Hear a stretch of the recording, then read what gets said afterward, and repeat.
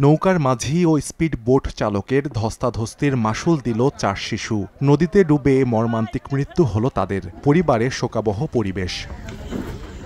নেত্রকোনার খালিয়াজুড়িতে ধনু নদীতে স্পিডবোট ডুবে নিখোঁজ থাকা বাকি ৩ শিশুর সন্ধানে রোববার দ্বিতীয় দিনের মতো নামেন ফায়ার সার্ভিসের ডুবুরি দল। সকাল ৯টার দিকে পাঁচহাট গ্রামের কিনারায় ২ শিশুর লাশ ভাসতে দেখেন স্থানীয়রা। খবর পেয়ে ধনু নদীর পাড়ে ভিড় করেন স্বজনরা। পরে দুপুরে একই স্থানে ভেসে ওঠে শিশু সামিয়ার মরদেহ। ফায়ার সার্ভিসের ডুবুরি দল লাশ ৩টি উদ্ধার করে পরিবারের কাছে হস্তান্তর করে। এর আগে শনিবার উদ্ধার হয় শিশু তুষা মনির মরদেহ। গত ১২ সেপ্টেম্বর বিকেলে স্পিডবোটে কিশোরগঞ্জের ইটনার মৃগা এলাকায় বিয়েতে যাচ্ছিলেন কয়েকজন। পথে একটি মাছ ধরার নৌকার সঙ্গে ধাক্কা লাগে স্পিডবোটটির। এ সময় নৌকার মাঝি ও স্পিডবোট চালকের ধস্তাধস্তিতে পানিতে পড়ে নিখোঁজ হয় ৪ শিশু।